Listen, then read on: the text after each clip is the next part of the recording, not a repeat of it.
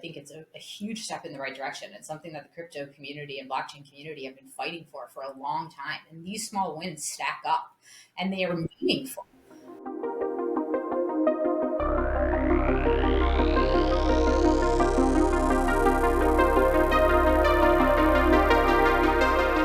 Welcome to Block and Order, your one-stop legal shop for all things digital assets. I'm your host, Kyle Lawrence, and with me, as always, he's the sensei to my retired revolutionary, Mr. Moish Peltz.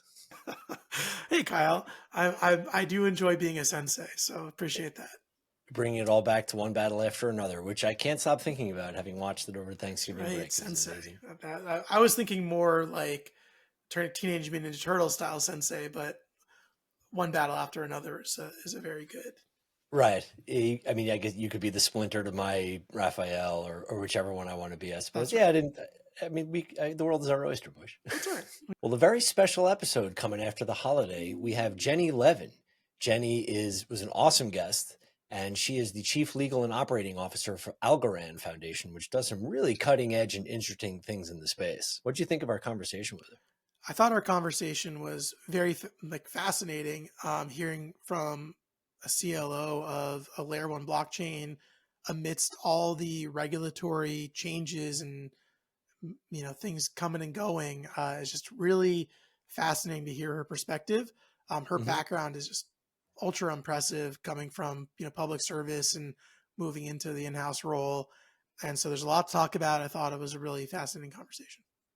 I couldn't have said it better. You even stole my thunder a little bit, because we have on the show often, other attorneys, people on the regulation side, but we don't always have people who are actually working on these chains themselves. And to hear her experience and how her company, is responding to the Genius Act and what regulations they're looking forward to and how these real world events impact their business on a day-to-day granular level. I don't think we've really seen that on the show before. And yeah, you're right. I thought she was fantastic. Great perspective. Yeah. And you really get a flavor for just how much a layer one has to deal with, because there's just so much activity that could possibly happen, from fully decentralized to centralized activity to regulated to not. And you have to be an advocate and evangelist and really a risk mitigator for all of that. So sure. Yeah, right. And you have to be nimble. Could you imagine if the rules for law firms just changed every couple of months? It would be insane. I don't know how she can sleep at night. Here's the new rule book for Q2. It goes into effect tomorrow, right? Yeah, exactly. Ugh. All right. Well, now that I'm scared about what comes next, let's turn it over to Jennie Levin. And Kyle, there's one other thing I want to just throw in here, which is that we're now doing a weekly newsletter on LinkedIn, the Block and Order Weekly Docket, where we're posting the most interesting things that we find over the course of the week. Some of those topics might make them into your next Block and Order episode, or they might not. You better read to find out. I think with what we just went through, it would be a good idea. So WTF with Mark Maron is now over. Barack Obama was his last guest. And what he used to do was he would just kind of drop the middle of the conversation and boom, that's where it starts. It was almost before the intro. So I think we should pick up the mantle. Now Block and Order is going to do that. And we should just start the thing right here. So here we go. We already have that was it. We recorded the episode, right? We already did it. Yeah, we're already set. It was fabulous, wasn't it? I love it. WTF with Block and Order, starring Kyle Moish and Jennie Levin. This is great. I love it. Woohoo! Well, in all seriousness, joining us on Block and Order is the fabled Jennie Levin, Chief Operating and Legal Officer at Algorand Foundation. Jennie, thank you so much for joining us. Thank you guys so much for having me. I was very excited when I got the invitation. We were certainly excited to have you. And Algorand Foundation is certainly an impressive company. Can you give us a quick kind of rundown of what you guys are up to in the space? Yeah, absolutely. I think that Algorand is a often forgotten gem. We were one of the OG blockchains, and we were born in the USA. We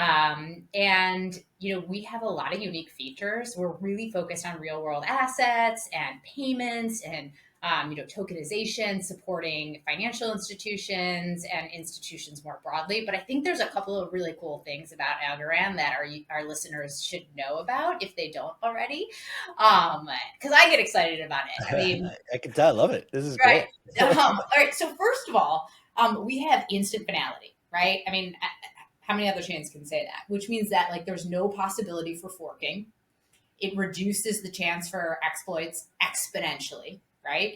That's I great. mean, literally like 2.8 seconds to finalize transactions. And we have like 10,000 transactions per second. I mean, it's very, very, very fast, right? So that makes an incredibly user friendly blockchain.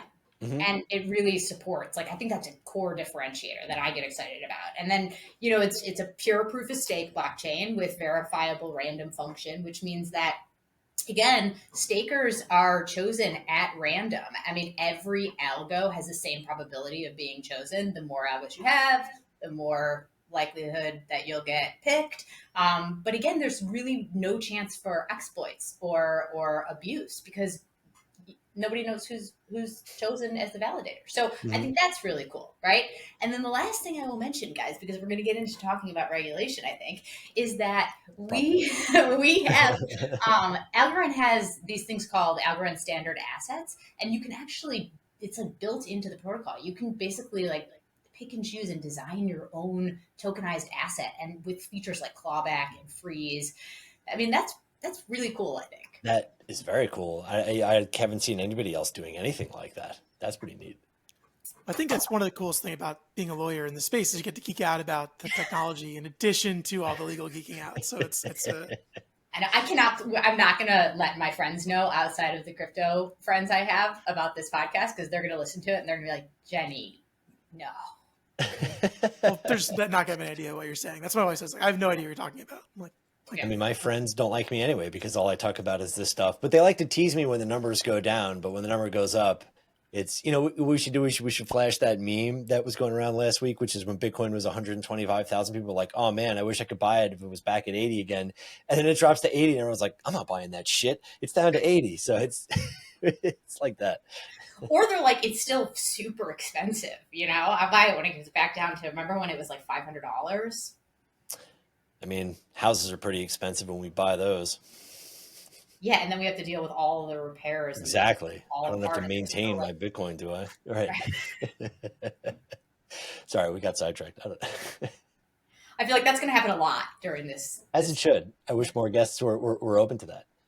well, I was going to ask. There was an article. I don't know if you've seen this in The Economist that came out, I think yesterday, where Larry Fink of BlackRock was talking very excitedly about tokenization as this next frontier of all the things that you just spoke about, right? Things that Algorand and many other blockchains enable, which is tokenizing real world assets and incorporating all these regulatory ideas. I'm curious how you're thinking about tokenization from a legal regulatory perspective, and the kinds of things you might be working on to help enable that, both in the U.S. and around the world. Yeah, it's a tough question because there's no really one size fits all answer because it depends on what assets we're tokenizing. Are we tokenizing, treasury bills? Are we tokenizing real estate? Are we tokenizing, you know, Kelshi and prediction contracts?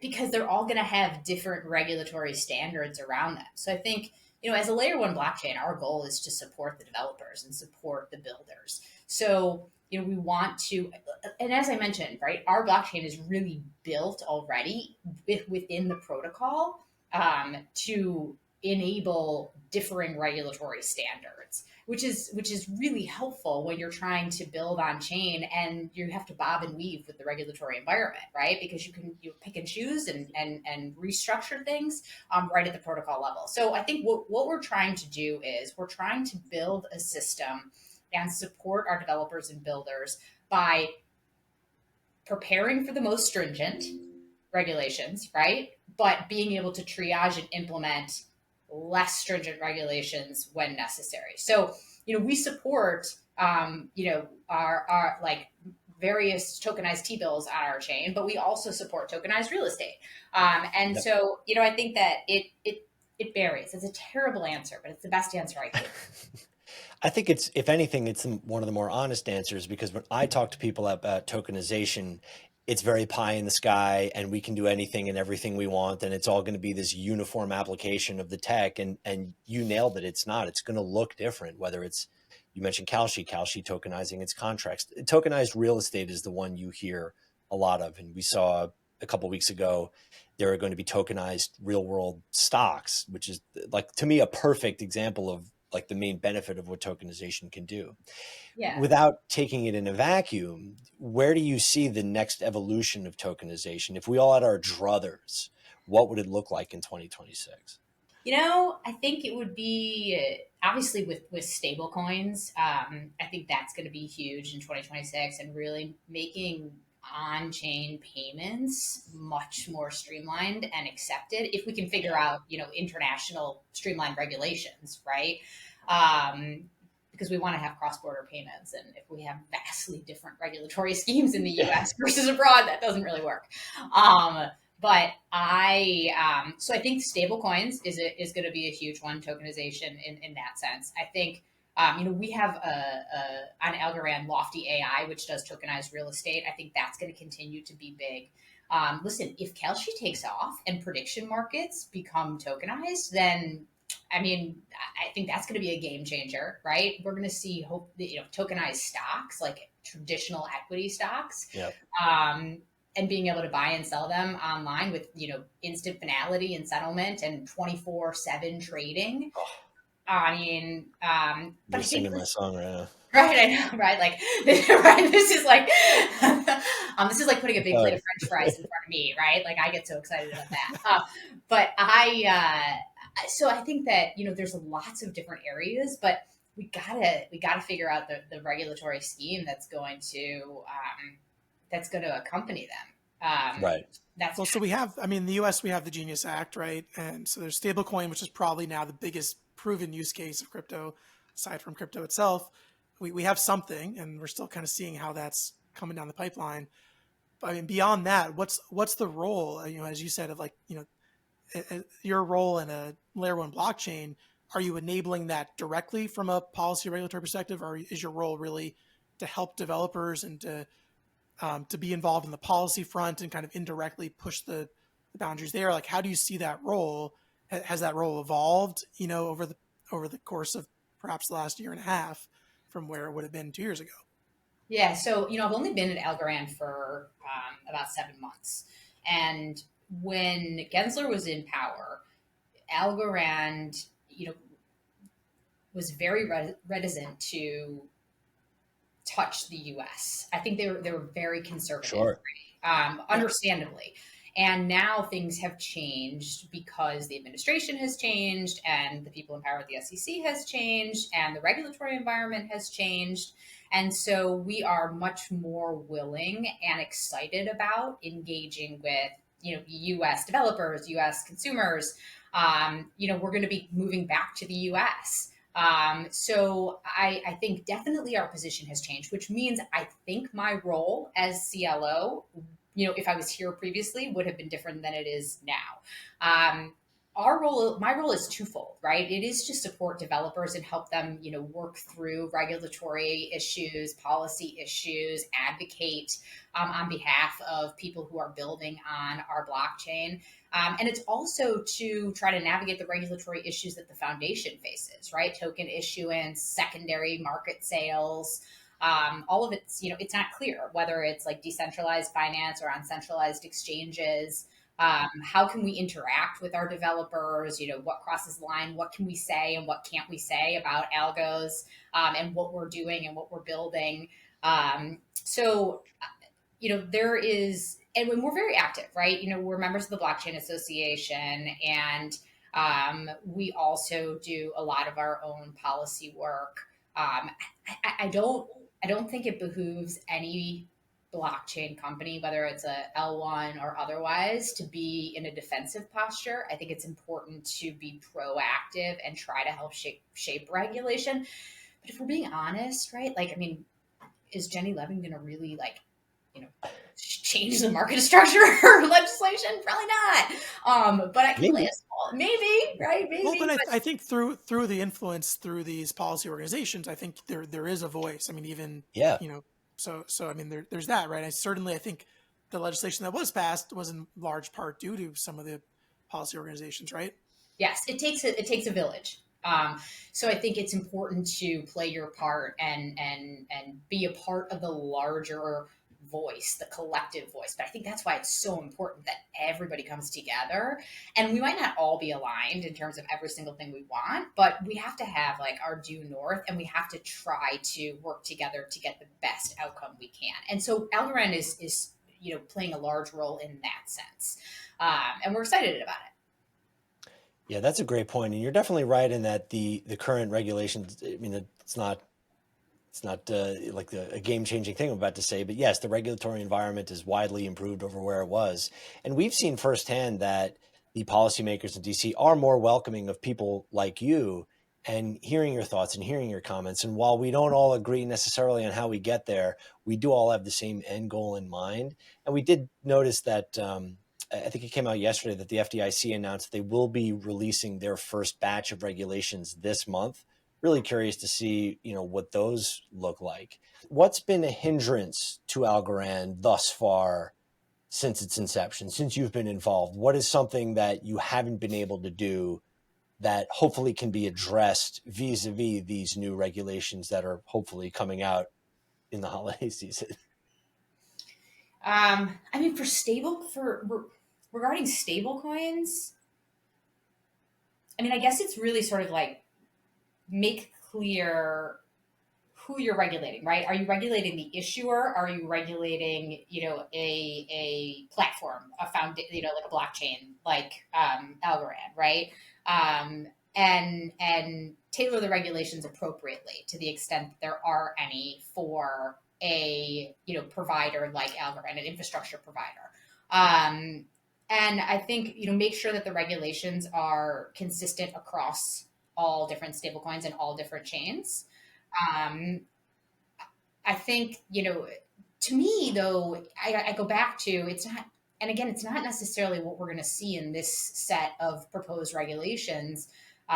It's that no matter what they are, if we really want stablecoins to take off, and like we do, we want USDC on Algorand to be mainstream because it really can revolutionize payments as we've seen and will continue to see. We really have to get alignment across the world, right? We have to get alignment with regulations in other jurisdictions as well. Yeah, it's a great point. It's something that I bring up a lot on the show as a mergers and acquisitions attorney. And I have had these situations where you have one contract party is on the West Coast and the other one is in France, and they initiate a wire at 3 o'clock on Friday afternoon. And then talk about not sleeping. I won't sleep. I'm just a really grumpy, sour, awful, grouchy person because a lot can happen in those 72 hours. And I just can this. definitely see that the grumpy, grouchy person. Yeah, for sure. Exactly. We'll see all this gray. That's what I they see that all the sometimes. time. Yeah.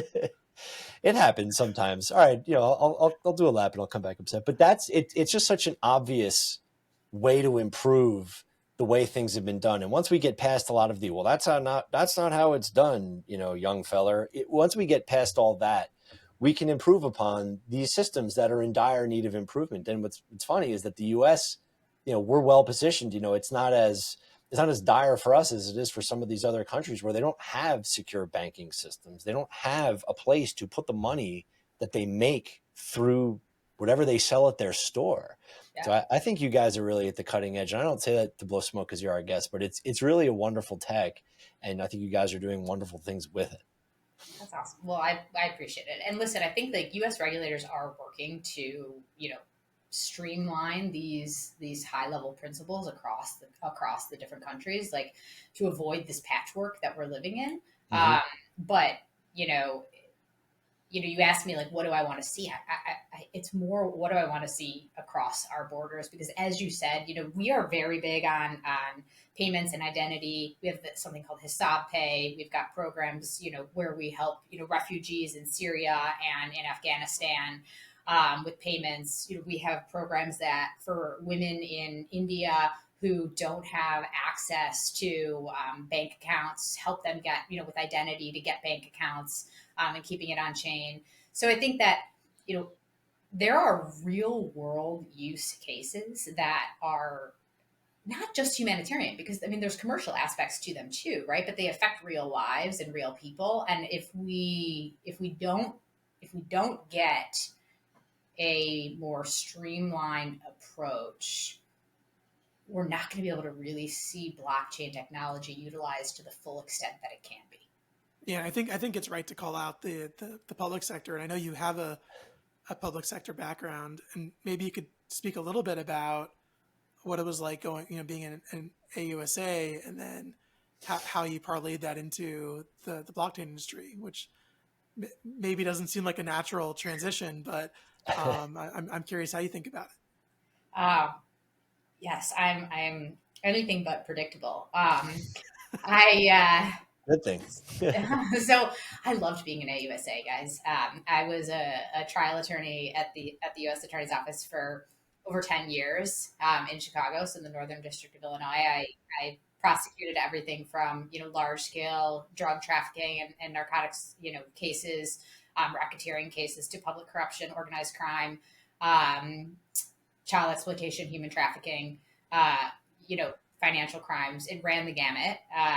And I think I learned, when you're at the U.S. Attorney's Office, right, you take your cases, you're working with like the FBI, DEA, ATF, and you take them from inception and you get to investigate them. So they're years long investigations, right, where you really have to like delve into, it's like a cat and mouse game of what is this company doing, behind the scenes, and how are they committing this fraud?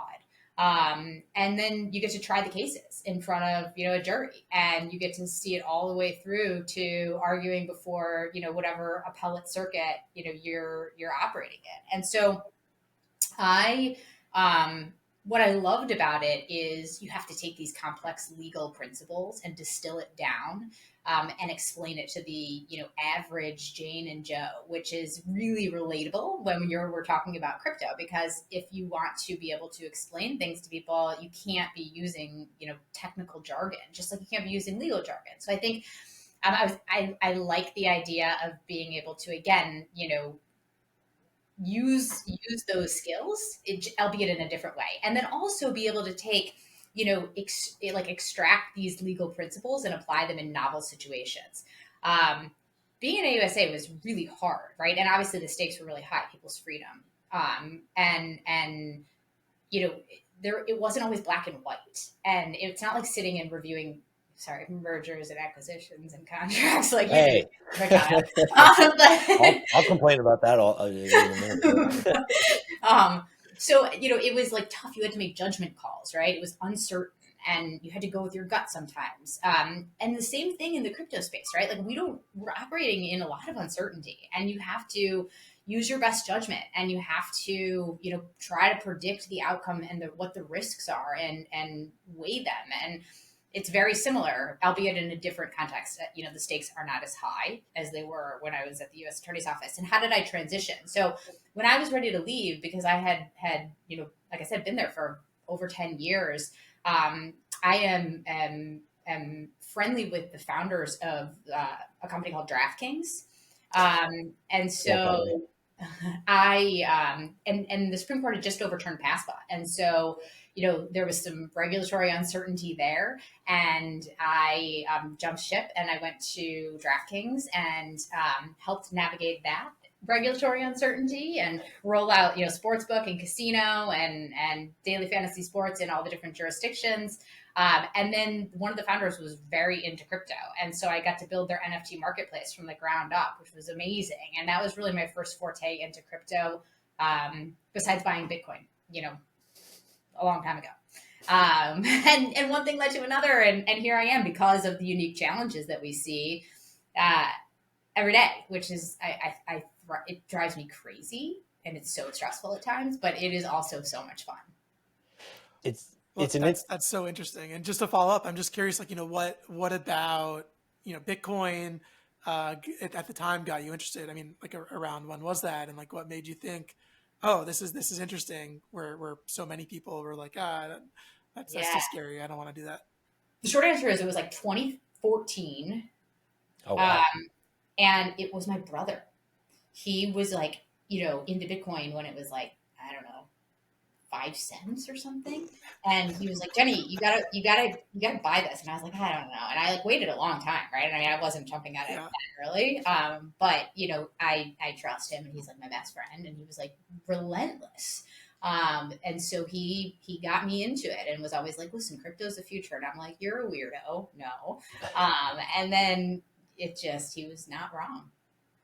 Wow. It's a good brother. Red Yeah. pilled you early. Okay, great. Yes. That's amazing. Kind of quick side note, over the weekend, it being Thanksgiving, and I saw one of my friends who was up from Anguilla of all places, and I hadn't seen him in a while. And he actually showed me an email that he sent me in 2010 about how Bitcoin was the future and we all needed to invest in it. But that was back when you couldn't just buy it. You had to send money to some random guy who would buy it for you and host it. And even now, that I think looks a little a shady. brown bag on the street Yeah, corner was the I have gist to of it. say, Yeah. are these strawberries fresh? I only have the freshest strawberries, like one of those CIA things. But Yeah, right. And that's where my like prosecutor hat goes on, and I'm like, yeah, exactly. Yeah. no. When you were in AUSA, it's interesting that you did make the pivot, and now you work for Algorand, because I would think with your experience, when you only see the bad people, the ne'er do wells, it's not like you see a mix of both. It's amazing that you didn't fall into that bucket of, well, all these people are terrible. Like you mentioned Gensler before, like how he just viewed everybody as some sort of financial criminal or tortfeasor or whatever you want to call it, and you didn't do that. I mean, maybe it's from your prior experience with Bitcoin, but it's really interesting that you kind of saw the light even through your profession. It's great. I wish more people were like, because I talked to a lot of people who are in your shoes and crypto's a scam, we shouldn't buy it, because the only experience they have with it is people who are stealing money or using it for bad purposes. Yeah, I think it took me a while when I left the U.S. Attorney's Office to become a good in-house lawyer, to really understand that you have to balance the risk and reward, and to learn how to serve my stakeholders, the business, Mm-hmm. because it's very different than being a prosecutor. And you're right, you have to shift your entire mindset.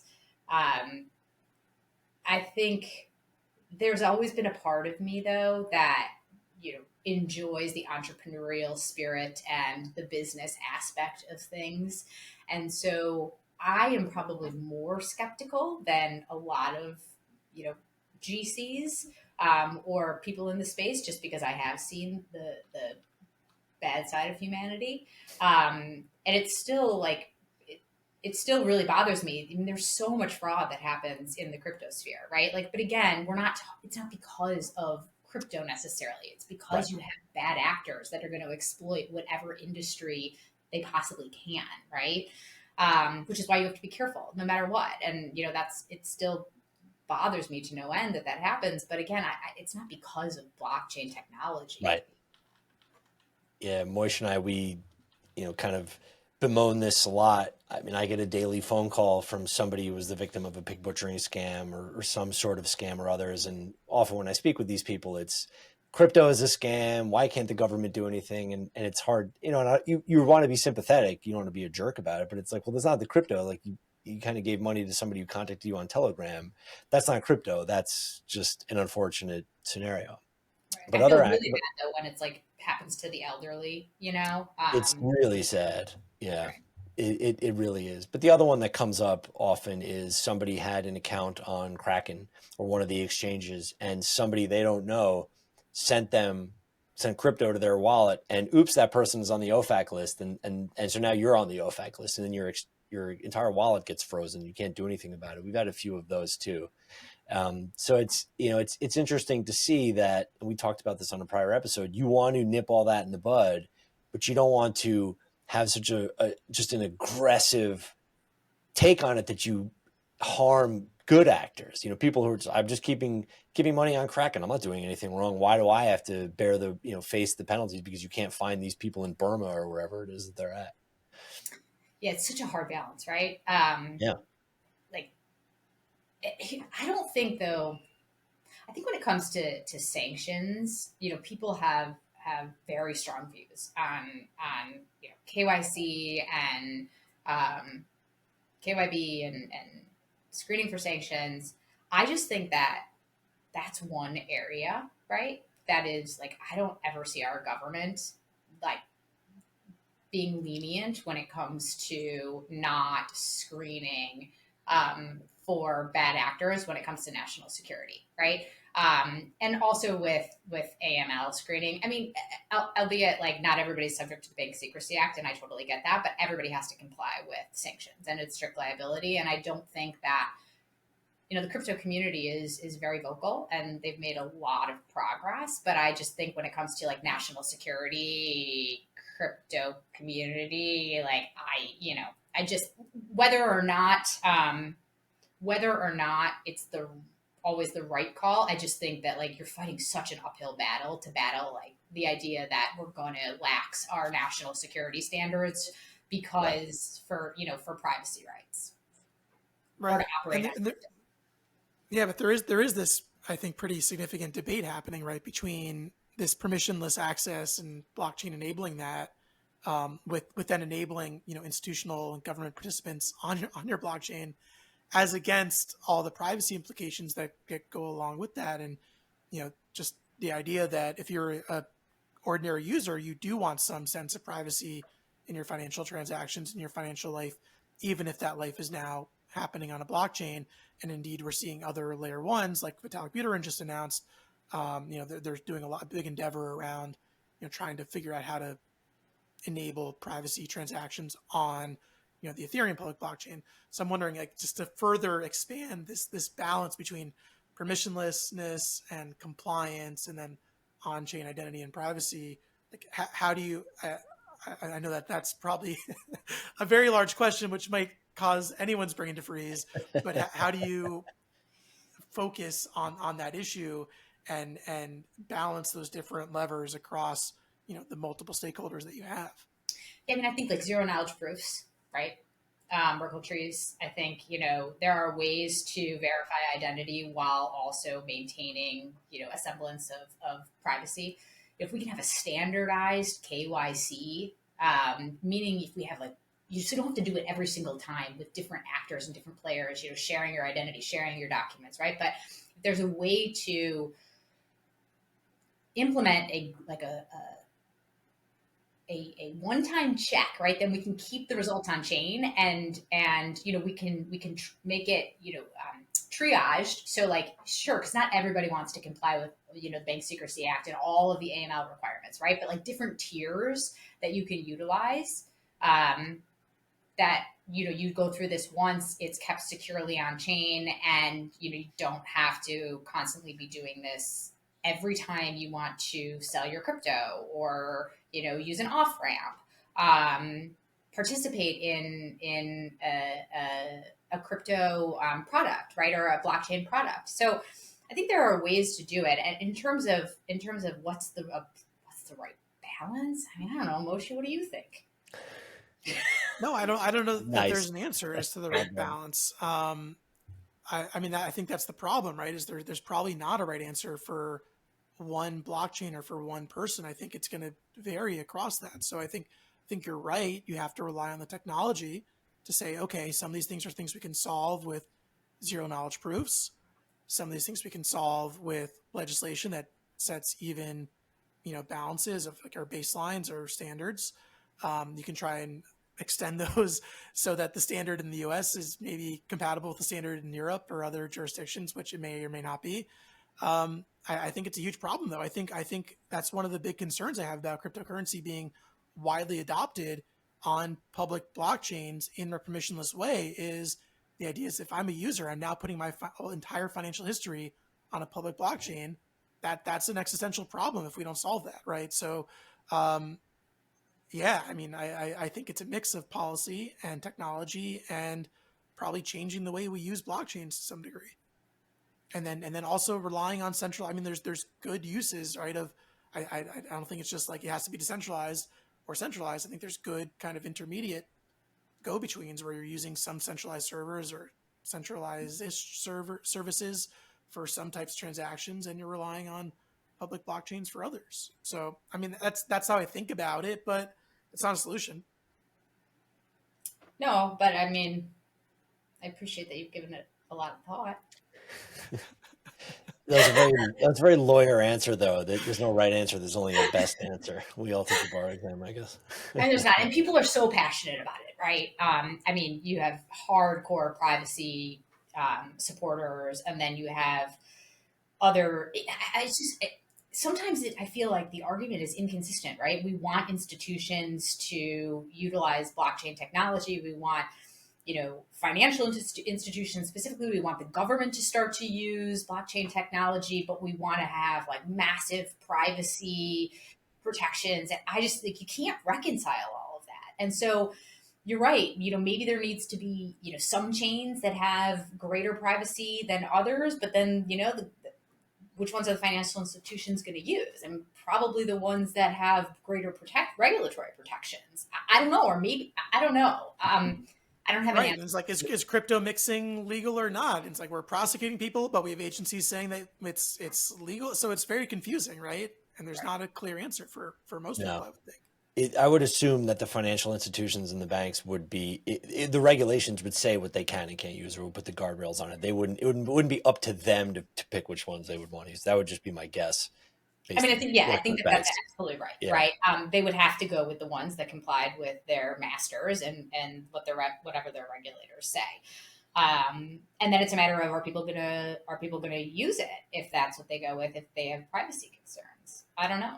I mean, maybe we should start a think tank, you guys, and we can come up with a solution and monetize it. Quit our day jobs.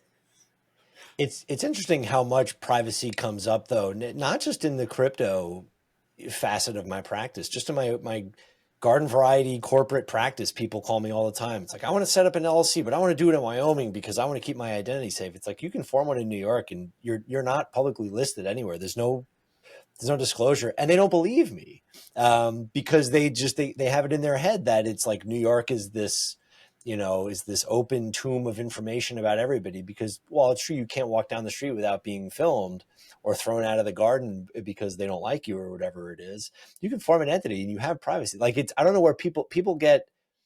And I'm not trying to be flippant about it. I'm not dismissing their concerns and all that. Don't at me, but people get these ideas in their head, and it's fueled by, I think, some of the echo chambers in which they participate. And then that just drives their entire decision making. And I think that's faulty, because you're going to miss the forest through the trees if you think that way. That's just my obnoxious opinion. I agree with you. And I think it applies to so many different aspects, right? Like crypto scam, right? I mean, like, you don't take the time to actually learn about the facts, but you hear it and you believe it, and you hear it so much that you believe it even more. And then you just operate and labor under this misapprehension, right? I think, though, I will say, back to my prosecutor hat, I do think privacy, I agree with you, Moish. Like, privacy is important in terms of, we see identity theft runs rampant, right? And it can destroy your life. I mean, it's like it's not just a pain in the butt, right? I mean, it really causes a disruption. And it's also so invasive. I mean, having somebody take your identity is hugely impactful in so many ways, not just financial. And so I'm all for, being careful, and lots of people want to put their houses in trust, right? They don't want to have their name on their mortgage, and on their deeds. And so I get it. And you have to be more careful because criminals become more and more savvy and have ways of getting your information. So, and I think that blockchain is a great way to be able to provide that type of privacy, right? It's just a matter of, like, how much privacy can we get away with while also ensuring mainstream adoption of blockchain technology? What do you think, Kyle? No, I'm just kidding. Kyle, let's go. Come on, your turn. Well, listen, I think it's a great point about identity theft as a good sort of foundation upon which to have the discussion. I had a minor identity theft issue in 2017. I came home, my wife and I were doing a staycation, and I came home and I got a bill from Kohl's, and I was like, I've never shopped at Kohl's. That's weird. And just kind of put it on the counter and didn't think about it. And a couple of days later, I look at it, and it was a bill for $987, which is, you can open, I think, an immediate $1,000 credit card with a social security number at Kohl's, with no approval process. And then those things started trickling in. And it's an enormous pain in the ass. So it was horrible. I had to I had to file a police report. I had to contact my insurance company. I had to do all that good stuff. So those things are definitely part and parcel of the equation. I just don't think it should be the end all be all of the discussion, because if that's all you're concerned about, there are other ways to do that. And I think that, when I say, but my obnoxious opinion is being flippant about it, is I have calls. I had this call with one guy. I'm not going to give his identity away, but he basically was Very yelling at privacy me. protecting of you, Kyle. He was yelling at me about CBDCs, central bank digital currencies, and he was like, "What I'm do you?" aware what CBDCs are, but no, thank you for clarifying that. Well, for our viewers out there. Oh, right. I forgot there are other people listening to this. We're not just on our couches having a conversation. It's for my mom who watches the podcast and doesn't always know the acronyms that we use. I have to, Hi, Kyle's mom. I still have to remember our audience. But he was screaming at me. He was like, "We can't have CBDCs because that's going to destroy our privacy. They can code in the CBDC what you can and cannot buy with it. And if I want to be able to buy a rifle, I'm not going to be able to do it because the government's going to say I can't do it, and they're going to code it in the CBDC." And I had to talk him off the ledge and say, well, I don't think that's true. It can happen, but it's not true. And CBDCs are not this threat. They're not. It's not Galactus coming to swallow the earth. It's something that was open for comment by the White House a couple of years ago, and it never really made much progress through any chamber of government, local or federal. And to me, that's what I mean when people kind of get locked into what they want this industry to look like, that they remove all objectivity and they remove the ability to see other benefits and other practical applications of what we can do here. Obviously, privacy is important, but so is fluidity. So is cross-border transactions. The ability to work with other people in the space. You've mentioned it takes a village. It absolutely does. And I think if it's, well, what can this industry do for me? Then it's not going to work. It's what can this industry do for all of us? That's what's going to make it work. That was a real roundabout way of answering your question. But I think you are spot on. And I think that people have such strong views, and they do get caught up in those views, and they can't get out of their heads. Like you said, they can't see the forest from the trees, and they become so entrenched in their position that they don't know how to walk it back for the greater good of getting us where we want to get to as an industry. Nobody's going to have it all, right? Just like when you vote for a political candidate, right? They're not going to represent all your views. You have to pick what's important to you, and you have to think about like what's going to be the best overall. I want to pull on something you mentioned earlier, which is you are transitioning. The Algorand Foundation is transitioning more to a U.S. focus, and I'm curious, what your experience has been like, in the 7 months you've been there, and in refocusing the organization on the U.S. and what excites you and what scares you about perhaps relocating some of your operations in this jurisdiction. There's so much that excites me. The U.S. is one of the most vibrant economies. It's an untapped market for Algorand, really. There's amazing developers. The financial upside of operating in the U.S. is enormous. I think we are in a time where you can. We don't have regulatory certainty by any stretch of the imagination, but you have a little bit of leeway to be able to try new things and operate in a way that you weren't able to before. And I think that sort of increased freedom and flexibility is exciting for what's going to be coming on Algorand, and our payments focus, our real world asset focus, our financial institution focus, our institutional focus more generally. I think it pairs really well with the U.S. economy and the U.S. infrastructure.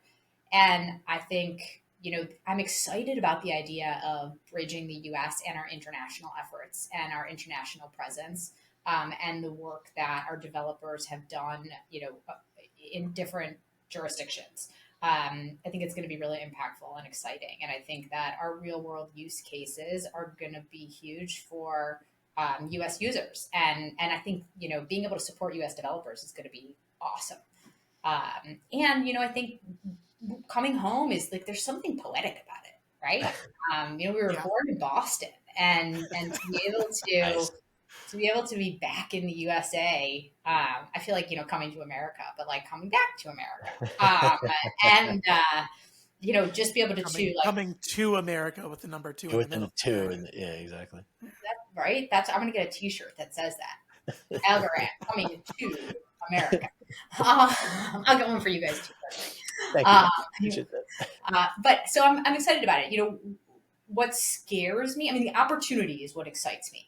And Algorand is well positioned to take advantage of that opportunity for all of the reasons, that I mentioned inherently about the blockchain and the protocol itself, but also we have an amazing team at the foundation, right? Like our BD team, we have an amazing ecosystem. We have an amazing, amazing community. I mean, the Algorand community, I mean, they are in it, right? Like they are vocal and they are involved and they love the chain.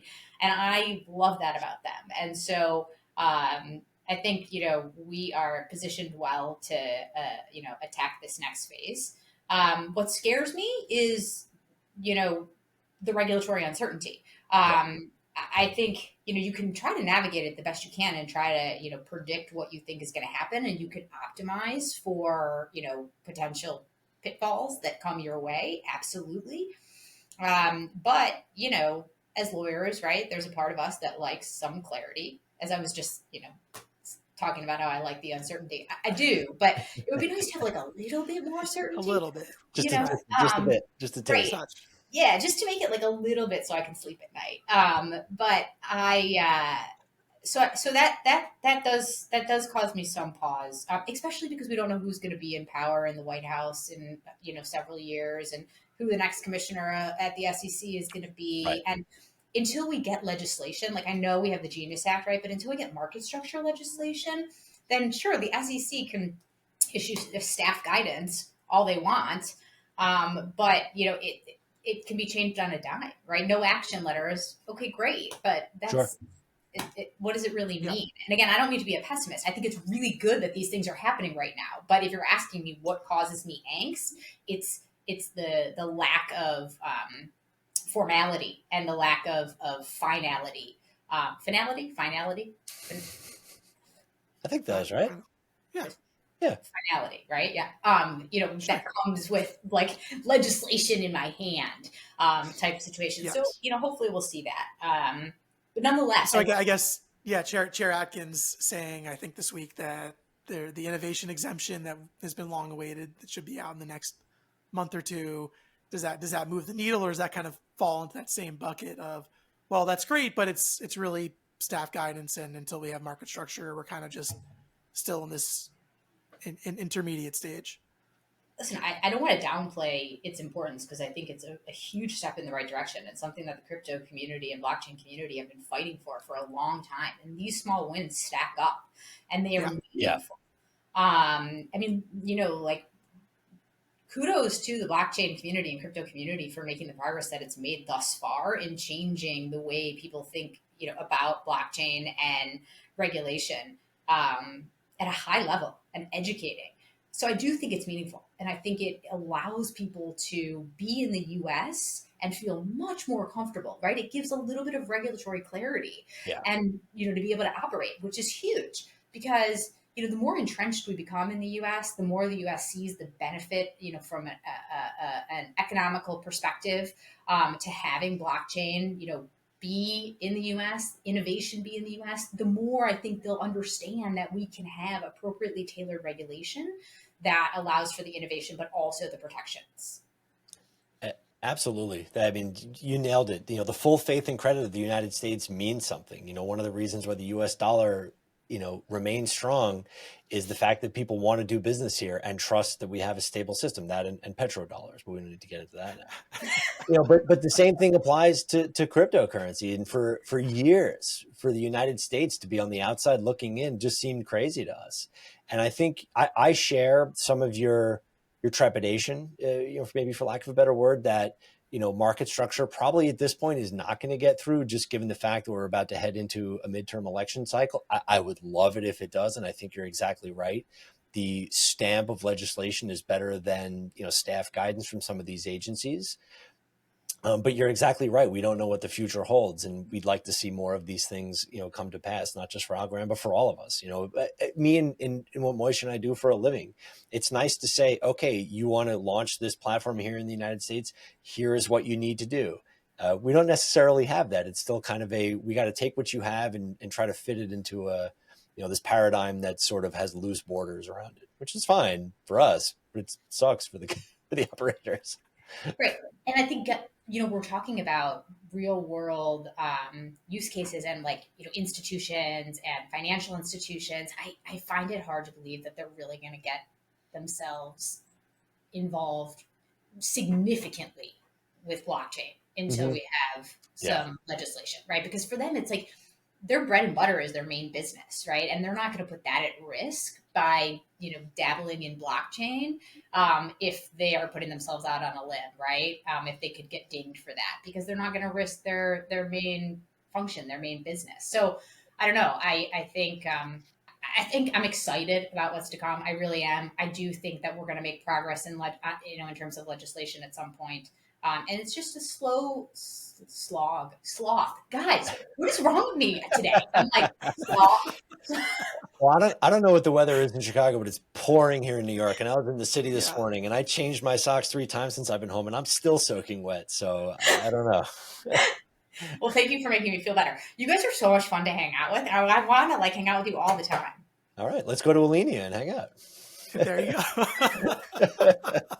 Twist my arm. Let's do it. Well, Jenny, before we go, and A+ guest, by the way, you're welcome back anytime. And I do mean that. And I think I speak for Moish when I say that. I understand Algorand recently announced a partnership with Wirex. Can you elaborate on what that entails? It's pretty exciting stuff. We are very excited about our partnership with Wirex. It gives more than 7 million Wirex users the ability to hold, send, and spend USDC on Algorand, both natively in their app and then also through their Wirex Visa card. And I think the number is 80 million merchants worldwide accept the card, right? So it really gives us massive exposure for USDC on Algorand. And we're so excited about the payments community. We're so excited about stablecoin payments. So being able to partner with Wirex is huge for us. We have right now something called the Para card because we have the Para wallet, where you can also use USDC on Algorand for payments. But again, Wirex is across multiple chains and has such a huge user base. And so breaking into that space with them is really meaningful to Algorand. And we're thrilled to be doing it. That's very cool. That's exciting. That's worth noting. Yeah. Well, I think that about wraps it up for us.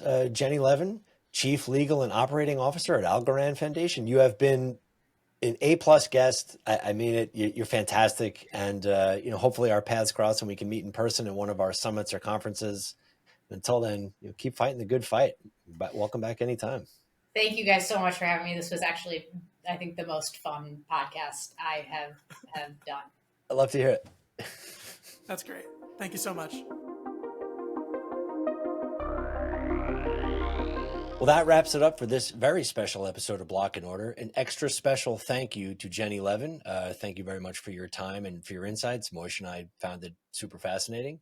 Please don't forget to like and subscribe. Links to our socials are down below in the show notes. If there's anything you'd like to see discussed on Block and Order, please leave a comment down below. We do review those comments, except the spam ones. We don't respond to those. Remember, nothing on the show. They do happen. People can put their seed phrases in there. I was going to say, except for the seed phrases, we enter those in just to make sure. It does. I mean, you never know what's in there. Remember that nothing on the show is. I'm joking. Please don't do that. Please don't do that. We don't give legal advice, but don't do that.